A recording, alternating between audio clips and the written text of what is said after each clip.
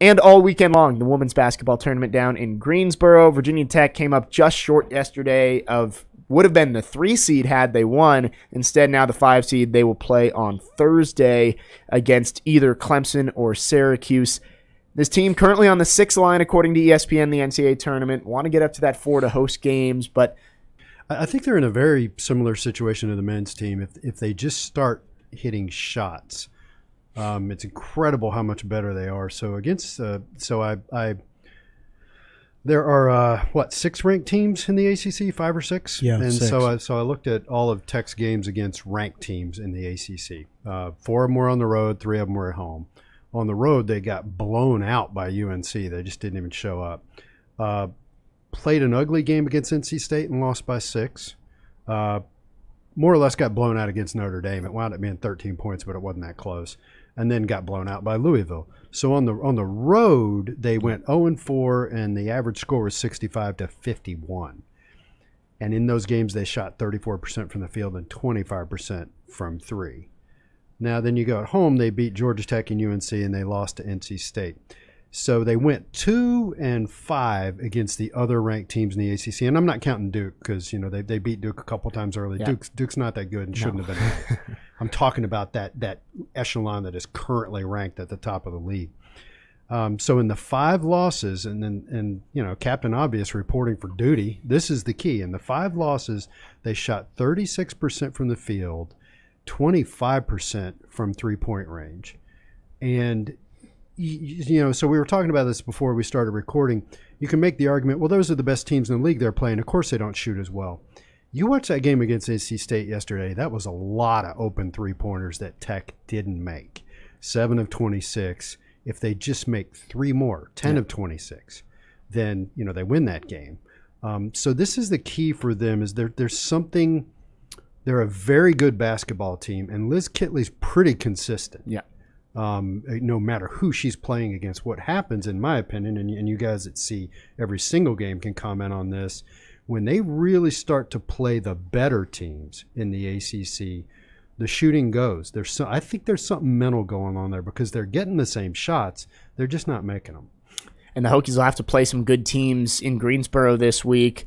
Again, first game, Syracuse or Clemson. Tech blew out both those teams when they faced them this year. That shouldn't be an issue. And Syracuse very recently, right? Yes. Tech beat Syracuse in the Carrier Dome 102-53 and beat Clemson earlier in February 73-42 in Castle. Oof. So 2 blowouts. Again, don't think you're worrying about Tech getting to the quarterfinals. Then a pretty evenly matched game against UNC, a team that beat Tech once, Tech beat once. They split. And you were kind of worried because, that was another game where Tech got off to a bad start. Yes. 21-9 at the end of the first quarter in the second game against UNC. And UNC had actually blown out Tech in the first meeting. Yes, 71-46. So you're sitting there thinking, man, UNC must just be a bad matchup problem. Yeah. So Tech came back and won that game. The one team in the ACC that really worries me is Louisville. Because they're on the other side of the bracket. Yeah. They're Louisville's pressure. Louisville presses, full court press for 40 minutes. It doesn't sound fun to deal with. Well, and you can. It's tough for teams to get into a rhythm. And Tech had uncharacteristic turnovers. I think Louisville and Notre Dame, who are both on that other side of the bracket, are the 2 teams that give Tech the most trouble. Tech already beat North Carolina once, and Tech could have beaten NC State twice. And those are the 2 teams on this side of the bracket. I think it's a very favorable draw for the women. Yeah, and I really think that Tech matches up well with NC State. And then I think to myself, really?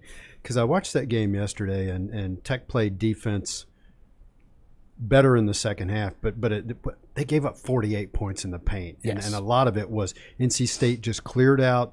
And it wasn't all Elisa Cunane. It wasn't her. It was really anybody on their team that they chose to isolate could get to the bucket and lay it in. Probably didn't help that Kelly was in foul trouble either. Yes. Yeah. So that was pretty horrible, the way NC State got 48 points in the paint. But NC State shot 1 of 9 from 3-point range, and that's not like them. No. So I say that I feel they match up well with NC State, and then when I look at those points in the paint, and I look at the way NC State didn't shoot the way they usually do from outside, and I don't know. I start to wonder. Well, they match up better against them than Louisville, probably. Well, yeah, and that's the point. Like when they played Louisville, I'm just like, it's just there's two teams in this league that are pretty obviously better than everybody. I would rather play NC State than the others, but that was a close game yesterday. But it was at Castle, and an ACC tournament game would not be in Castle. No, yeah. This is what Kenny Brooks had to say after the game last night, because our Chris Hirons asked him just about defending the three, and in that first game, NC State went off from behind the arc, and that's where Tech got behind. This game, Tech basically picked its poison. Tech limited to three, gave up points in the paint. Kenny Brooks said, we weren't in our gaps. We weren't doubling because we were trying to stay home to limit the threes. It's a chess match. And then he said, it wasn't about the last play. It was about 20 plays throughout the game. You can't spot the number 3 ranked team in the country with a 10-1 lead and expect to dig yourself out, and that's what we had to do.